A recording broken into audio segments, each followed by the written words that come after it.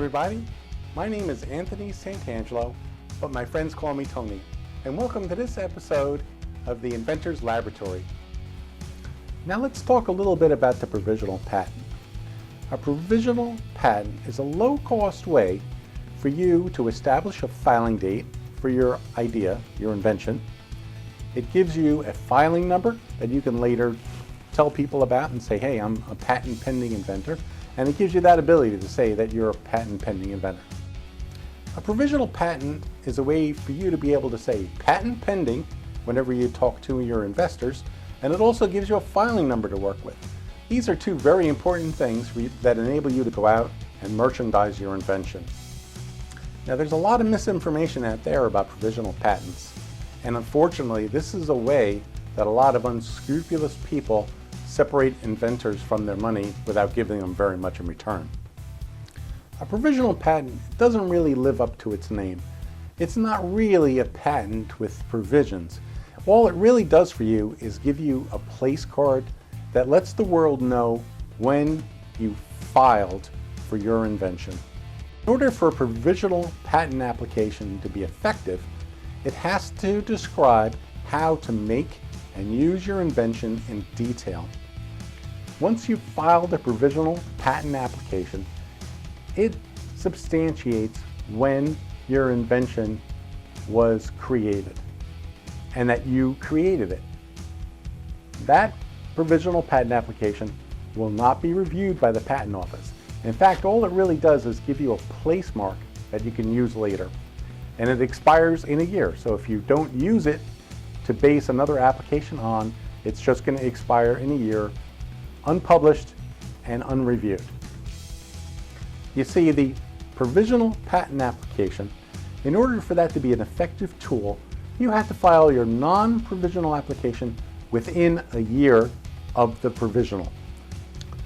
The provisional patent is still an effective tool for inventors to use.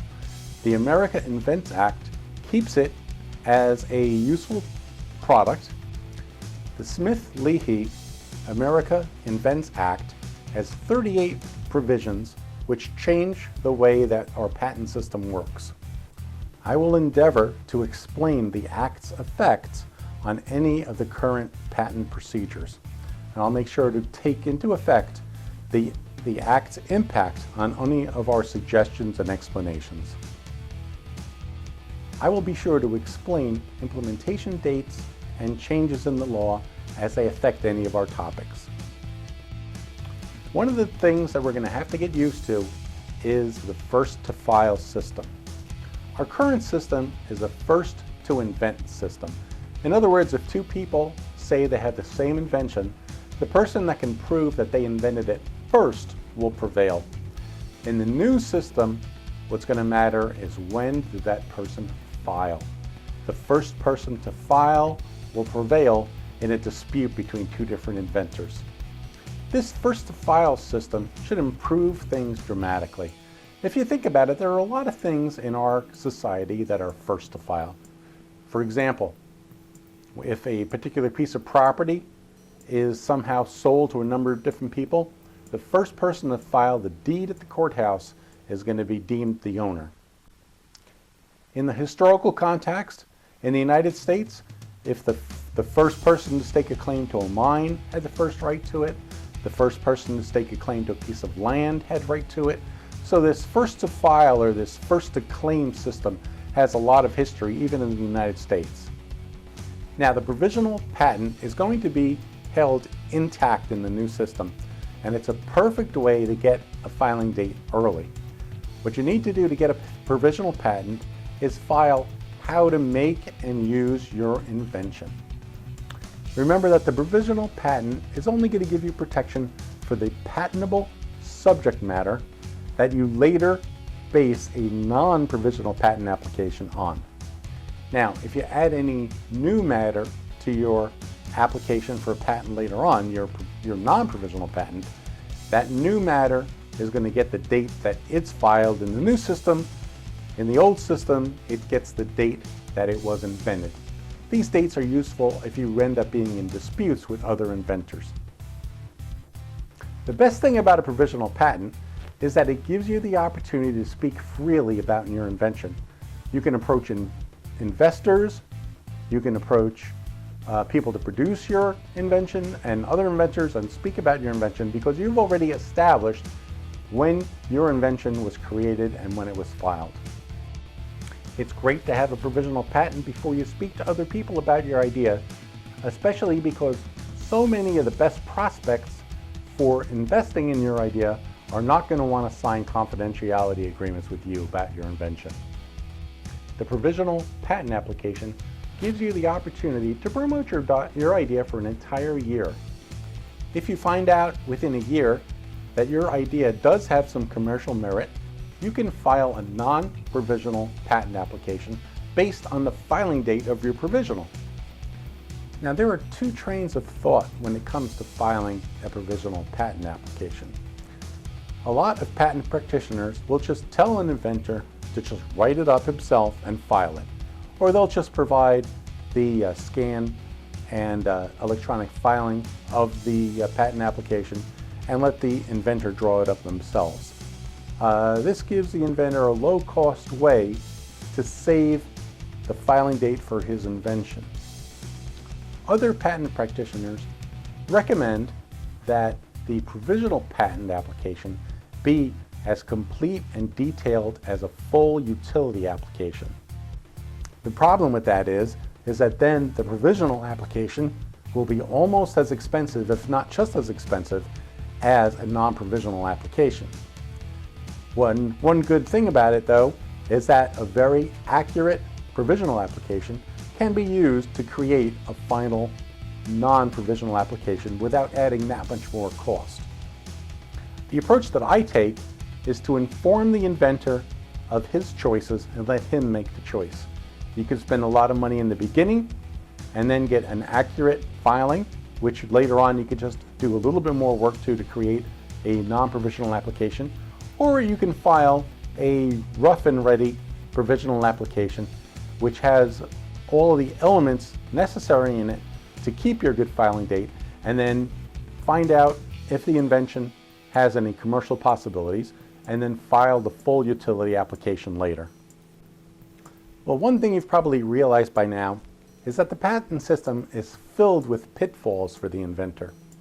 You probably know that if you sell your product, or offer to sell your product, or describe your product in a brochure or a publication in any language, anywhere around the world, you will start a one-year clock ticking for that invention.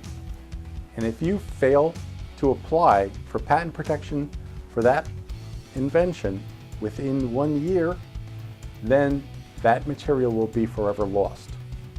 Now, why is that? Well, the country and the patent system assumes that you are going to work diligently to get your ideas out into the marketplace.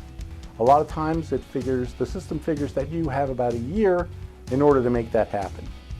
If you take more than a year and you lose the protection of the patent system, all that you've worked on is actually dedicated to the public. So the system wants to urge you to complete your idea and get your invention out into the public, but if you fail to be diligent, all of your work is going to be dedicated to the public for the public good. The America Invents Act will add a great deal of certainty to the patent process. Right now, before the act takes effect, if two people are in a dispute over who invented a certain invention, they're going to have to prove who invented the invention first.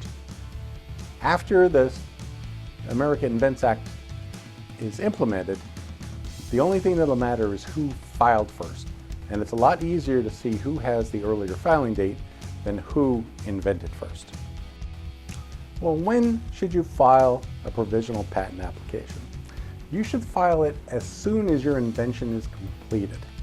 Now, the patent system looks at the process of invention as being first a conception of some new idea, and then the reduction to practice. Once those two things are complete, the conception and the reduction to practice, you have an invention. that's when you should file a provisional patent application.